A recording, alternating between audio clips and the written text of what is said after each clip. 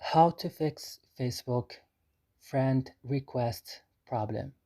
In this video we talk about how to fix this on your Facebook. Just watch this video till the end. So first, go and open the settings of your phone. After this, open apps option. Here on apps option you have to search now for Facebook. Scroll down and click on storage. On storage, go to the last button, clear data, click OK, and then you have to back. Click now for stop, click also OK.